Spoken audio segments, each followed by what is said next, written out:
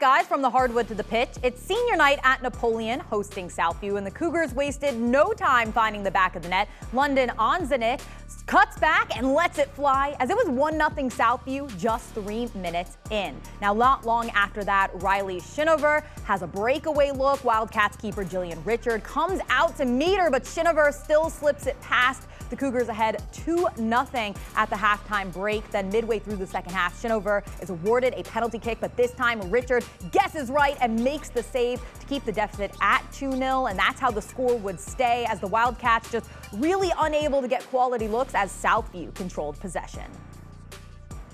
That's something that our coaches really emphasized this year, is possession and playing the game the right way.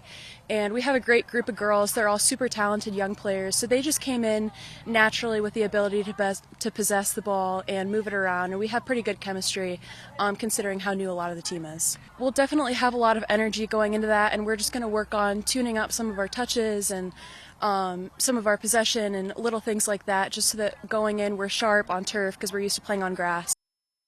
Well, the Battle of Sylvania awaits in the postseason for Southview, but tonight our Mason Lowry and Chris Black break down this win.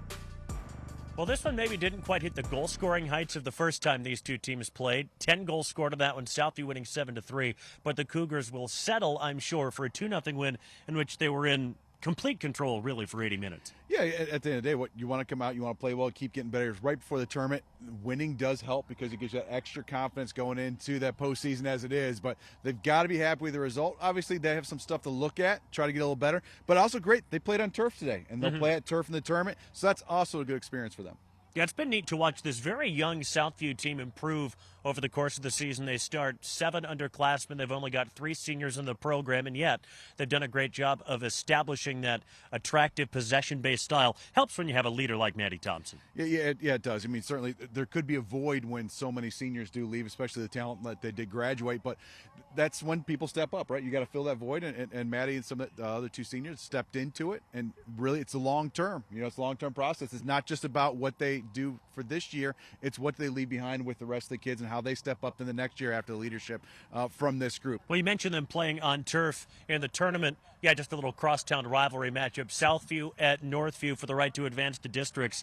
It was a really tight game the last time they played. Northview beat them 1-0, but I don't know, that to me feels like the most interesting sectional final matchup, boys or girls, maybe, in D1. Yeah, the phone always rings or text messages fly as soon as those seedings are done and people are put on the paper, seeing what's interesting or people surprised by who's playing who early. And it's going to be a great matchup. 2 really good goalkeepers, that helps, right? No matter what, the team that whoever comes out of there is going to give the next team a test. Absolutely. So if there's an upset, it doesn't matter. They're going to be able to give the next team a test anyways. Nice win for Southview to help close out their regular season.